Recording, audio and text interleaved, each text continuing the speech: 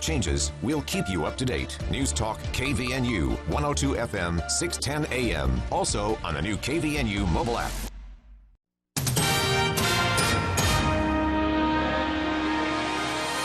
KVNU News Time is 5:05. I'm Bill Walter with this news update brought to you by Northern Steel Buildings.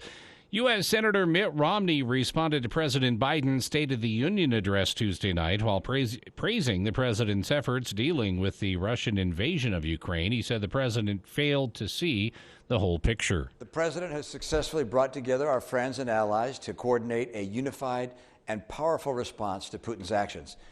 That being said, I had hoped to hear the president address the investment that's needed in our military and ways to strengthen our national defense. With the nefarious actions of Russia and Putin and the rising threat of China, it's critical that the U.S. remain the world's top military. And that's not going to happen if we don't continue to invest in our military. Romney said even though Russia is the problem of today, he said, we must not forget that China is operating in the background and remains the problem of tomorrow. The communist country is on a quest to become the world's economic, military, and geopolitical superpower. The senator also agreed with Biden that inflation is crippling hardworking families, but added that new government spending is making inflation worse. We have to get our spending under control, and we cannot spend more than we take in. Reining in our national debt and our deficit is one of the most important things we can do as a Congress. And it starts with looking at our entitlement spending and shoring up our federal trust funds to ensure that programs like Social Security and Medicare exist for future generations. Romney said a large part of the problem has been the COVID relief package Democrats passed a year ago, calling it totally unnecessary. KVNU News Time is 5:07. KVNU weather for tonight, partly cloudy, then mostly cloudy, low in the mid-20s. Cloudy on Thursday, high in the lower 50s, slight chance of rain by Friday afternoon ahead of a storm system for the weekend. 59 has been our high. It's 51 right now at KVNU. KVNU weather brought to you by Cache Valley Hearing and Audiology. Bring back the sounds you've been missing. Schedule a free hearing evaluation with Dr. Paul Danes at Cache Valley Hearing and Audiology. The planet Earth has been rotating around the sun for 4.5 billion years. Since the dawn of man, we have been crafting and refining tools to dig into the Earth's surface. Ooh, me dig. Me tired. But it wasn't until today that digging could be so much fun. Ooh, me digging this. Northern Steel Buildings will dig for you. Have them build you a hay barn, shop, warehouse, or if it's time to expand your business with a new facility, they'll move the earth around to make it happen. See their work online at northernsteelbuilding.com. KVNU News Time is 5:08. After clearing both houses of the Utah legislature, a bill authored by Senator Chris Wilson protecting the Second Amendment rights of Utahns is now awaiting the signature of Governor Spencer Cox. Senate Bill 115, the Firearm Preemption Amendments, introduced by Wilson in late January, reaffirms that local governments do not have the authority to regulate firearms. The proposal also protects citizens from local gun regulations that contradict state law. Wilson explained that current Utah code already prohibits cities and counties from imposing regulations on the ownership, possession, purchase, transfer, or transport of a firearm, but in some recent cases, local governments have attempted to exploit loopholes in state law to regulate guns. Proposals similar to SB 115 passed the Utah House in 2020 and 21, but stalled in the state Senate in both those years. And a building in Lava Hot Springs, Idaho, that was being remodeled and would have opened as an event center was damaged by a fire over the weekend. East Idaho News reports it happened right off of Highway 30 at a business around 6:45 Sunday morning. Brian Owens, a deputy fire marshal with the Idaho State Fire Marshal's Office, said the building sustained heavy damage in areas. The log building was originally built as a steakhouse. New owners took over and were remodeling the building, turning it into an event center for anyone to rent. According to the Lava Hot Springs fire chief, the owners were getting ready to open the event center. The Idaho State Fire Marshal's Office determined the cause of the fire was due to spontaneous combustion.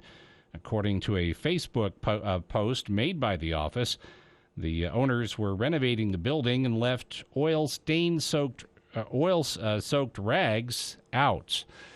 KVNU News Time is 5:10. For more details on these and other stories, visit CashValleyDaily.com. Local news and the best talk.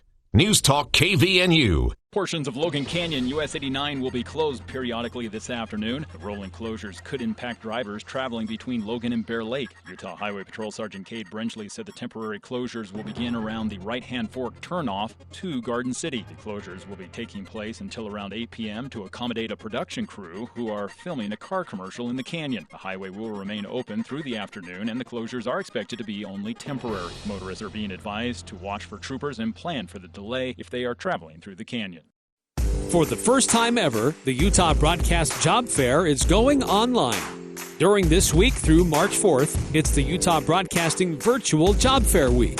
The stations of the Cache Valley Media Group and the Utah Broadcasters Association invite you to see the job openings available now throughout the state. Radio and television stations from Logan to St. George are posting job opportunities currently available. You can register online, post your resume, and select the jobs that you're interested in. Stations will be notified, and your resume will be sent directly to their email for further contact with you. The Utah Broadcasting Virtual Job Fair, going on now through March 4th, 2022, is brought to you in part by the stations of the Cache Valley Media Group and the Utah Broadcasters Association. For more information, go to www.utahbroadcasters.com and get started. Find your new career in broadcasting at utahbroadcasters.com. Jessup Insurance and Retirement Services, let us guide you.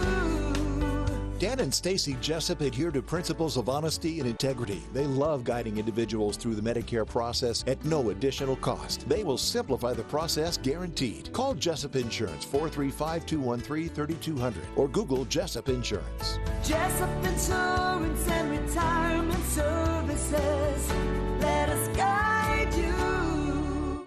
Connect. It's what we do and where we go. We connect with people at home or at work, online or in person. Everyone needs connecting. At CVTD, we are committed to helping our community connect by providing a service for you, a service that gives some the independence that they otherwise might not have.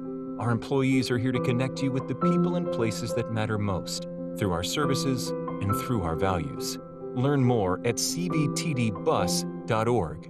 Thursday edition, Clay and Buck will be down in Houston hanging out with our Texan friends as we break down the latest on the Ukrainian situation, plus the fallout of Joe Biden's State of the Union address, plus Buck. The border, friends, got a little bit of mention from Biden during State of the Union. What is the state of the border? We'll be in a border state. We'll discuss it with you on the Clay and Buck Show. 10 to 1 on News Talk KVNU, 102 FM and 610 AM. The possibility of lung cancer can be pretty scary, especially if you're one of approximately 8 million current or former smokers at high risk. That's why SaveByTheScan.org wants you to know that now there's a breakthrough low-dose CT scan that can detect lung cancer early, and it only takes 60 seconds. You stop smoking, now start screening. For an easy quiz to see if you're eligible, visit SaveByTheScan.org. It could save your life. SaveByTheScan.org is brought to you by the American Lung Association's Lung Force Initiative and the Ad Council.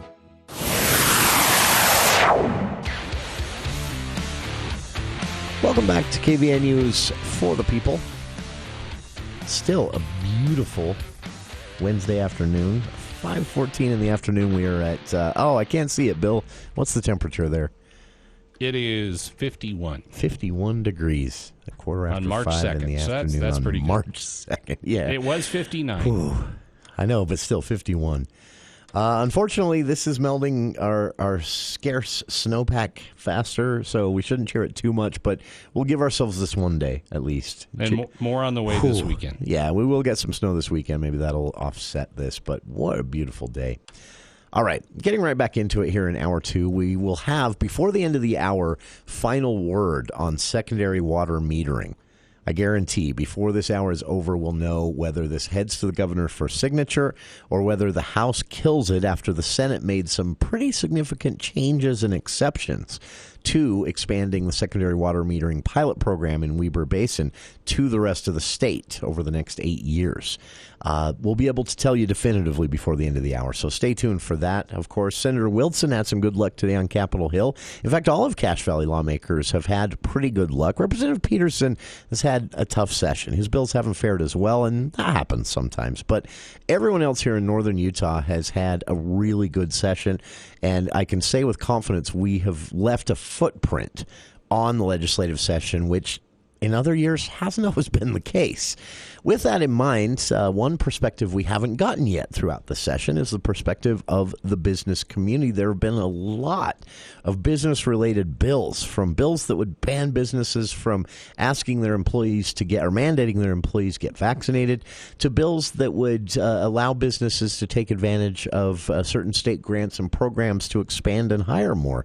And it's been an active session. Joining us right now to talk about all of this from the perspective of businesses here in Cache Valley, we have with us President and CEO of the Cache Chamber of Commerce, Jamie Andrus. And Jamie, appreciate taking some time for KVNU today. I know it's unfair to ask you in a brief radio interview to summarize a 45-day legislative session as it pertains to business, but that's exactly what you volunteered to do today, right? Thank you, Jason. I appreciate you having me on. It's always great to be here and talk with you.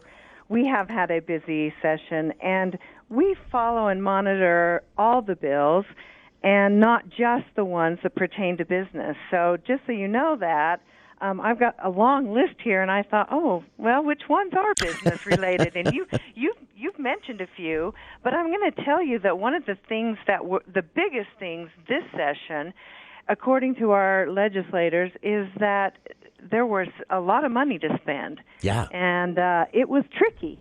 And they said, we had a meeting with our legislators before the session started, and all of our members could come and listen to them, and each one said, I think one of the things we're going to be looking at mostly is the amount of money that we have to spend for, the COVID money, and it's been interesting. We are part of, our chamber is part of the Northern Utah Chamber Coalition, and we put together a list of priorities every year, and we take turns putting our own things that we want, bills that we want to see, projects that we want to see at the top of the list. We make an agreement, and we put all of our Northern Utah legislators in a pool, and we get a lot more influence in Northern Utah if we work together. So a couple of the things we worked on this year were some projects, some capital projects, and these things always do affect the businesses, but we did a land bank request for Bridgerland Technical College, and as we know, the workforce is suffering. We need a bigger, better, well-trained workforce. Technical colleges are big and have been big this year. Sure. Gotten a lot of attention and gotten some money, so that looks like it's going to go through. We really pushed to help the USU and the new veterinarian school. Some roads and transportation projects to include the Bear Lake Marina. And, of course, we watched all the things like reducing taxes, some infrastructure bills, water, housing, the Great Salt Lake. All of those things, I think, affect us, not only as businesses but as citizens where we live as well. Sure. That's, it's hard to separate I guess some, but it's hard to separate most legislation from business in one way or another. And that, to me, from the perspective, from your point of view, Jamie, is, overseeing the Chamber of Commerce and being able to talk with all the chamber members on a regular basis. And then you have this 45-day session where it's just, hundreds of bills, thousands of bill files. Eventually, hundreds of bills get heard, and fewer than that will pass. Have there been any disappointments as you've watched this play out? Have there been any bills that you were excited about, or the members of the chamber were excited about that died early, or bills that passed that you feel shouldn't have, or has it been a pretty good session? I think it's been a really good session. We're watching the incentive bills for economic development. I can't see that it's passed yet. That's something that we're very interested in watching.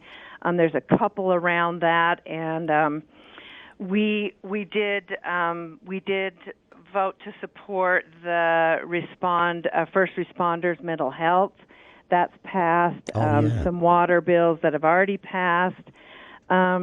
We oppose some things. We're looking really closely at House Bill 181, the railroad crossing support. That's important to us because it's our business community and, the way we're traveling to and from, especially down on the west side where we have a lot of our manufacturing. So we're excited. We have some capital facilities, too, that will help with electric power system, EP Systems, one of our businesses here that is expected to pass, but it hasn't yet that I know of. So I find it interesting that you're following the secondary water metering. That's been a big deal. We've been watching that, too. It's huge, and it's and you've done an amazing job of illustrating something there, Jamie, because few people think about this, but when it comes to road funding, we think of road funding, well, that's transportation. That's not a Chamber of Commerce kind of thing. But when we're talking about negotiating with the railroads and we're talking about a city's plans for an intersection, what happens with an intersection within a city can forever change the future of business in that particular area, right? Yeah, that's exactly true. And as we grow and as we need our downtown businesses to flourish and we want to build them up, we really want the traffic to jump down to tenths, especially big trucks and cement trucks. And in my office, I can hear there's so much traffic noise on Main Street that it's sometimes hard for me to hear what's going on in my own office. And that's with the windows closed. So it would really help us if we can make a better lane and a bypass, better use of our bypass, and people will stop and they'll shop and they'll come to the downtown a little bit better. So we're really looking at the downtown. We're excited about the things that are happening down here. Even though it's going to be a mess for a while, it's going to be fabulous later on. Sure. I was just at the ribbon cutting for the new Mill Creek apartment building over here and on First West and right by Logan High School. It's just beautiful. Oh, wow. What a great, and it's interesting to see how the architecture has gone and honestly, the pricing, the rent pricing is pretty affordable. We're lucky that way here in Cache Valley so far. I have friends trying to find a new place in Salt Lake, and I'm glad it's not us. But yeah. Housing's a big deal too. That's right. Housing is huge, and now that ties in with business as well. The legislature, I know, has gotten a little criticism for housing this year. Just the advocates don't feel they've gone far enough, or they've taken a big enough bite of that pie, and that's something the business community looks at too. Because obviously, if people can't live there, they can't work there. Right. And I was just reading about one of the rural incentives is getting more businesses in the rural areas of Utah, or businesses that are along the Wasatch Front, or even in Cache Valley. I know of one particularly big business who's really taken advantage of the rural outreach and working remotely and hiring remote workers. That's really helped to alleviate a lot of the jobs. You don't have to house them. You don't have to have their traffic. We just are working really hard as a state to make sure that these rural areas have a really good connectivity and broadband access. And I know you, Jamie, but also many members of the chamber have been able to speak with them one-on-one, person to person. But right now we have a governor and a lieutenant governor who both hail from, I would say, extremely rural areas of the state. Both of them. Lieutenant Governor Henderson from the southern part of the Spanish Fork area, and Governor Cox from one of the most rural areas of the state. Right? Nobody even knows where it is. You have to look it up on a map. That's right. All I know is Gunnison fires off a cannon on the 4th of July. That's the one thing I know about the area he's from. But no, it's an opportunity, I think, for Cache Valley, for Rich County, for Box Elder County to have this focus. And you've been able to speak with them one-on-one as they've even visited with members of the chamber here in the Valley. Do you feel, are we pointed in the right direction, or do we still need to course correct a bit? I think that they're really taking the whole of Utah on, and I really feel like I've been listening to Governor Cox talk about the rural areas when he was lieutenant governor. Sure. He put together several good campaigns, and I think it's really helped. If you go out in some of these more rural areas, it's really a struggle, and we need to keep people in those areas. We want to go and visit them. Moab's had a really hard time in some of these areas that are our access points to the most beautiful parks in the world are in rural areas, and we need to keep those places alive, and we need to give them jobs. We need to help them, and I think the remote working has been one of the biggest incentives. And I noticed too, I was reading about some of the incentives that you can get from Go Utah, which used to be the Governor's Office of Economic Development. You can get some incentives, and now they're saying even more incentives for the rural areas. Some incentives apply only to the rural areas, and that's been the case in the past, but I saw that up on the legislation again this year, and I think that's good. It's great to get this perspective and also to have the perspective be a thumbs up. You'll have a chance, listeners out there, you'll have a chance to hear more about the legislative session and the Chamber of Commerce, where things are coming from, where things are headed, all of that at an awards gala. This is happening on Friday, March 4th at 7 p.m. at the Riverwoods Conference Center. You can RSVP now if you're a chamber member at 752-2161. Just call the chamber there. Or you can register at cashchamber.com. You can also find out more about what the chamber's up to in many different realms of the business world at their website, cashchamber.com. But coming up at this annual awards gala on March 4th, special performance by Cache Valley's latest celebrity, Kennedy Dodds. She'll be performing there, and you'll be talking about all of this, right, Jamie? The legislative session, the state of business in general. We'll be going into more detail when we have our economic and business summit coming up in April. Right for the gala, we'll be really focusing on the businesses that we're awarding and the special citizens. We've got the most amazing woman of the year. We've got a citizen of the year, nonprofit. We've got some really exciting awards, and you're going to be hearing about those organizations and people that really contributed in the past year to our community. That's going to be our main focus for the gala. Very nice. And tickets are still available for that, cashchamber.com, but you're going to want to get them quick. Yeah, it's get them quick. They're going fast. And this is happening this Friday, so don't delay. Cashchamber.com to get a ticket for Friday night's awards gala. Again, that starts at 7, but there's a social hour that starts at 6 there at the Riverwoods Conference Center this Friday. And a great way to, if you're new to the chamber, get introduced, but also if you're not new to the chamber, to connect, hear what everyone else is working on, and again, get to meet some of these people being spotlighted at this awards gala. And then again, as Jamie said, stay tuned for their economic summit coming up in April, where you can get a really detailed look at the legislative session and where things head through the next year. Our guest again has been President and CEO of the Cache Chamber of Commerce, our good friend Jamie Andrus. And Jamie, appreciate taking so much of your afternoon to talk to us about this. We will check in again soon, maybe after the session ends, and see if everything went well in the last 2 days. All right? Perfect.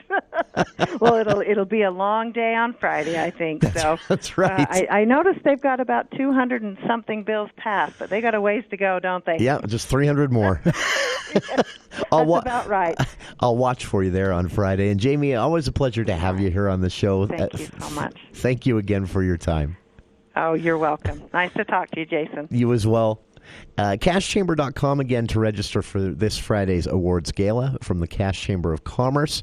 Stay tuned. On the other side, the secondary water metering amendments bill. We're going to know the fate of this thing officially before the end of the show today. Stay tuned. We'll get to it after this. Look at the news with KVNU's Bill Walter. Thank you, Jason. KVNU News brought to you by the Duct Hunter. Cache Valley-based iFit Health and Fitness, formerly Icon Health and Fitness, has undergone a restructuring at the highest level of management and received additional funding to settle debt and an outstanding lawsuit. After 45 years of service, co-founder, chairman, and CEO Scott Watterson is stepping down and will serve exclusively as chairman of the board of directors. Watterson will be replaced by Steve Barr, Chief Financial Officer, and Mark Watterson, Chief Experience Officer, who will serve as co-presidents of the organization. Scott Watterson will work with the advanced development team to focus on product innovation. Jointly, Barr and Watterson released a statement highlighting the company's strong financial footing while also focusing on the future growth of the global brand. According to iFit, L. Catterton infused the company with $355 million of additional capital to amicably resolve its outstanding litigation matter with one of its shareholders. Company spokesperson Colleen Logan added that the funding is a mix of debt and equity. iFit had been preparing to become a publicly traded company last fall, but the initial public offering never took place. A few months later, the company laid off an undisclosed number of employees just weeks before Christmas. The company underwent another round of layoffs late last week and earlier this week ahead of the additional capital investment. Logan states this week that the company's global workforce needed to be reduced this go-around due to several factors, including escalating costs and supply chain issues that have raised expenses for manufacturing and development. Portions of Logan Canyon US 89 are being closed periodically this afternoon. The rolling closures could impact drivers traveling between Logan and Bear Lake. Utah Highway Patrol Sergeant Cade Brenchley said the temporary closures were to begin around the right-hand fork turnoff to Garden City. The closure is taking place this afternoon into this evening till about 8 p.m. to accommodate a production crew who will be filming a car commercial in the canyon. The highway will remain open throughout the afternoon, and closures are expected to be only temporary. Motorists are advised to watch for troopers and plan for the delay if they are traveling through Logan Canyon. And the sponsor of a Utah proposal to create a commission to make eligibility decisions about transgender kids in youth sports is removing controversial provisions that list body measurements as criteria to be considered. Republican Representative Kira Birkeland said today that she planned to remove the list of physical attributes from her bill. She now plans to allow the panel to independently decide what criteria to consider. The list initially proposed, including measurements such as bone density and hip-to-knee ratio. It prompted outcry from LGBTQ advocates. They worried transgender kids would be subject to body checking. The revision comes as legislatures nationwide debate banning transgender kids from youth sports. KVNU weather brought to you by Roof Rescue. Most of us don't think about our roofs until we see shingles on the ground or water drips through the ceiling. Keep your roof in tip-top shape. Work with Roof Rescue. They'll take the time to assess, explain, and work out financial obligations with your insurance. Roof Rescue, providing watertight peace of mind. Becoming mostly cloudy tonight and overnight, low in the mid-20s. A cloudy day tomorrow into the lower 50s. It was 59 today. You can always get more news at CashValleyDaily.com. John at the Duck Hunter asks, have you ever checked the dryer vent cover on the outside of your home? It could be broken, full of lint, or worse yet, you could have an unwanted guest living in it. John suggests you check your dryer vent today. And if you can't, call John at the Duck Hunter. He'll do a visual inspection, and if needed, run a camera through the dryer vent line to see what's going on in there. For a free consultation, call the Duck Hunter, 770-4813. We are the Duck Hunter. Breathe better.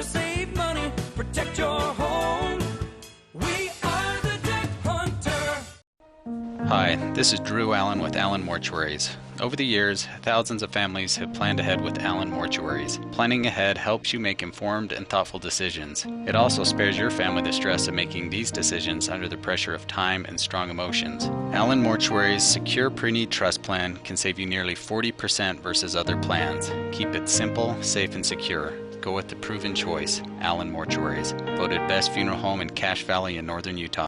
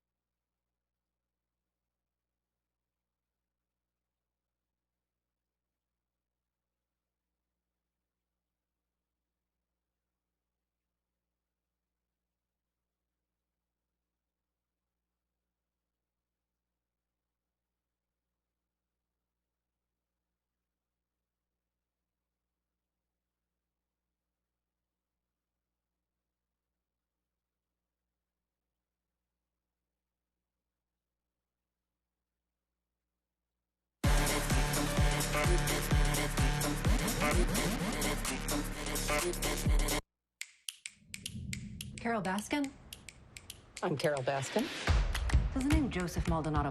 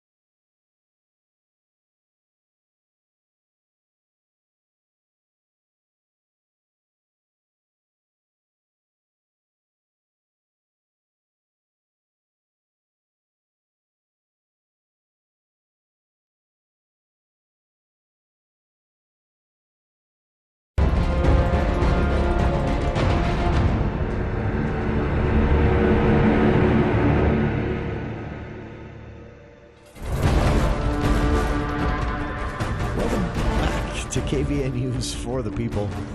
Hour 2 of today's show, Friday, March 4th.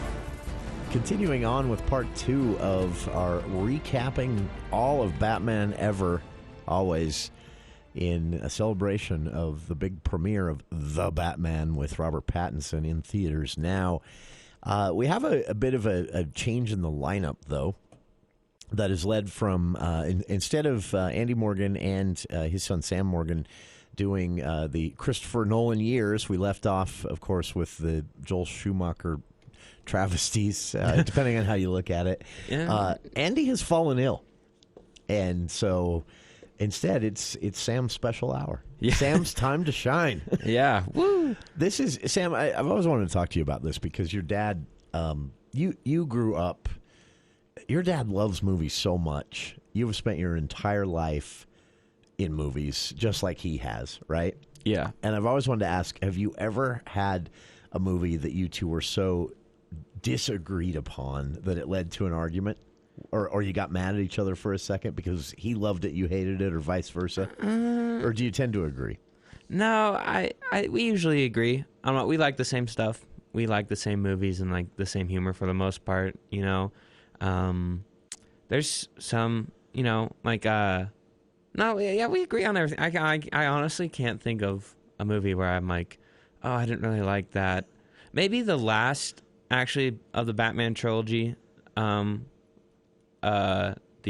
Dark Knight Rises. I'm not a huge fan of it. And he is, right? That's his. I think that's his favorite. No, his favorite's the Dark Knight. Oh, that's right. But he likes it a lot. But no, we get along for the most part. I mean, he hates the Muppets though. I actually love the Muppet I know. movie. I've never forgiven him for his attitude towards Muppets. With Jason Segel?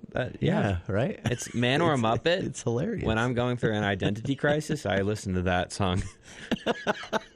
It's really heartfelt. Who doesn't, though?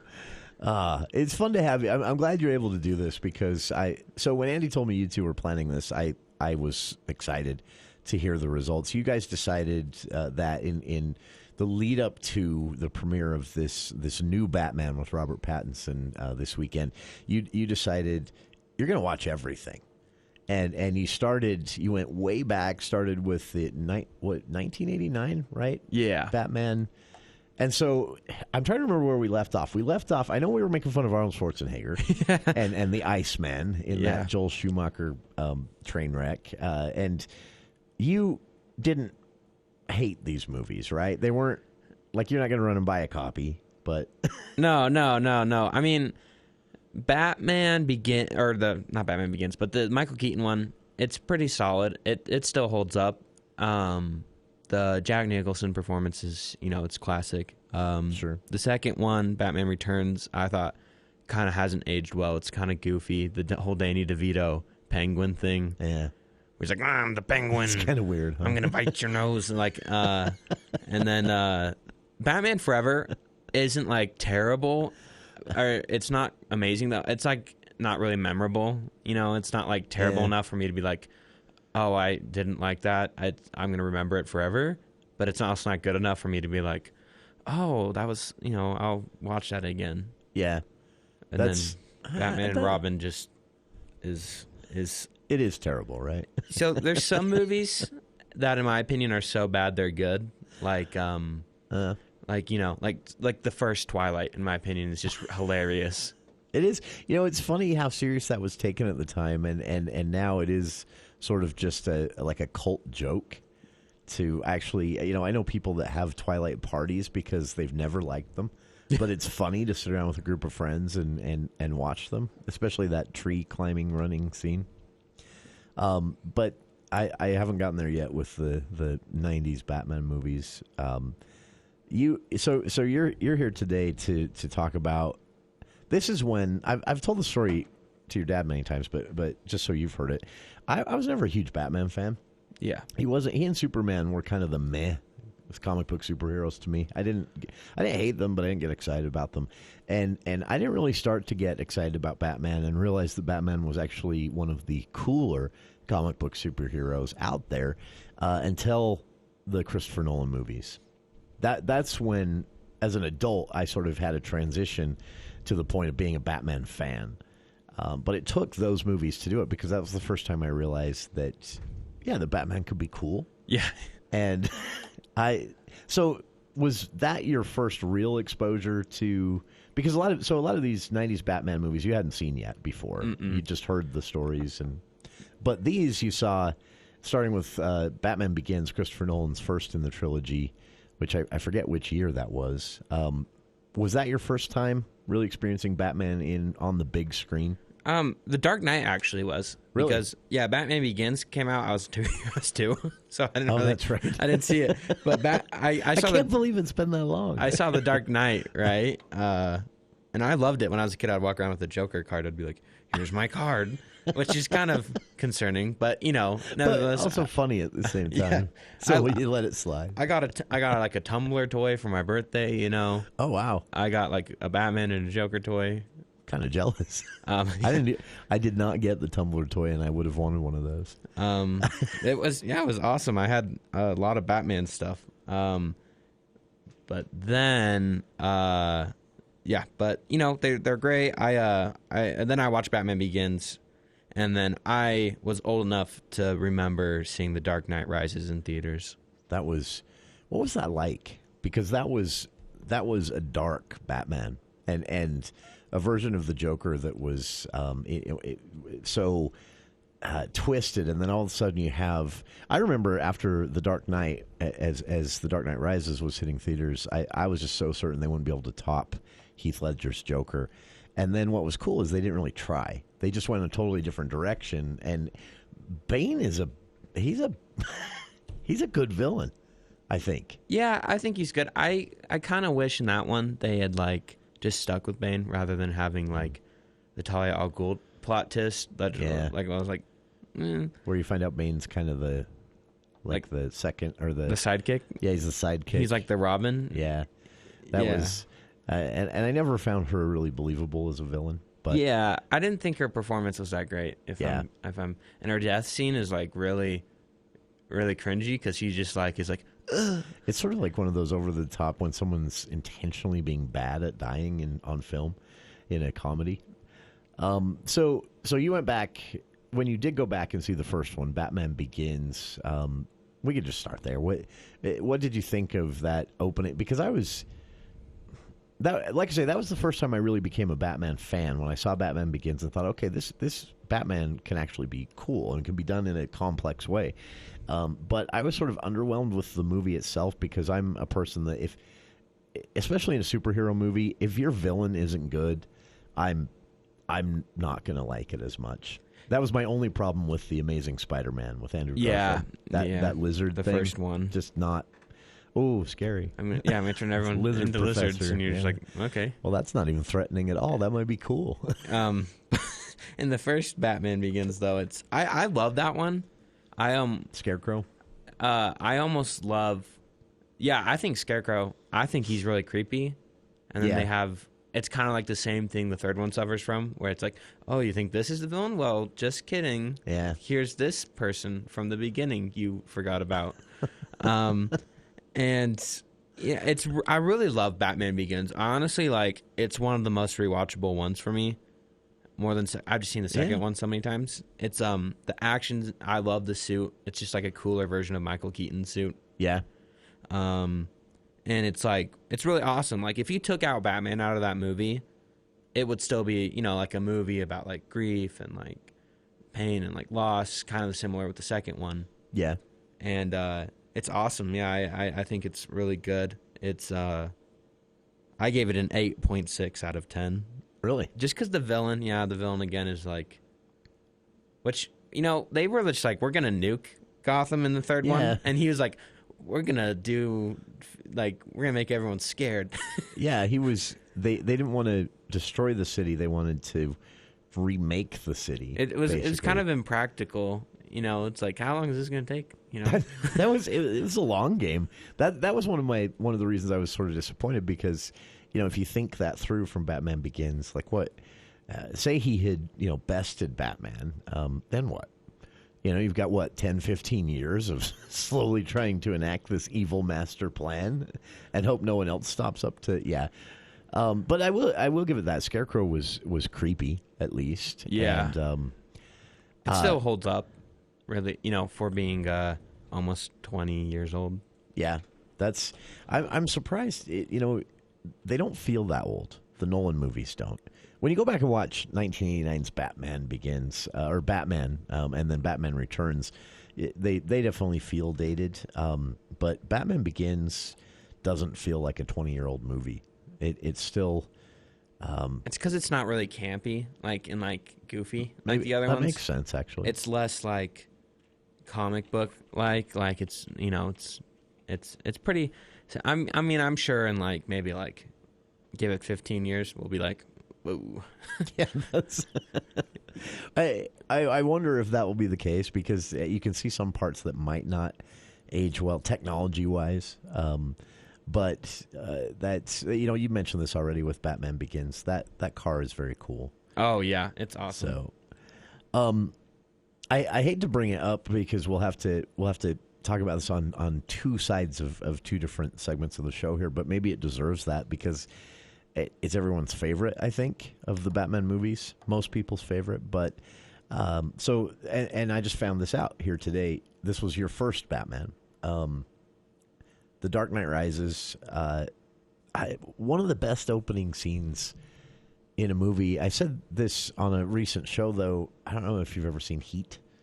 With the mafia and the Dark Knight with the bank and the... Well, actually, awesome. Any Michael Mann movie, Miami Vice, anything he did, it has that feel. Like when the Dark Knight starts, you could be watching one of those, Ocean's 13 style crime movies, and that's the way it feels. And then I found out that's actually the movie Nolan was kind of making. Yeah, he wanted to make a crime movie, but keep it in the Batman world, which I think it works really well. And just in terms of all Nolan movies, they all start off really awesome. Yeah, they all have really great. They all have good openings. Yeah, and it just kind of submerges you into the movie.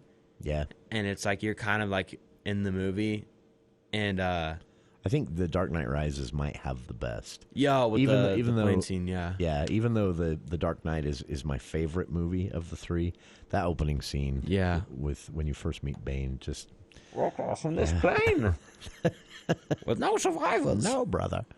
Yeah, this is honestly, it's just, that's a fascinating scene, and it helps knowing going into that they actually drug a plane from another plane.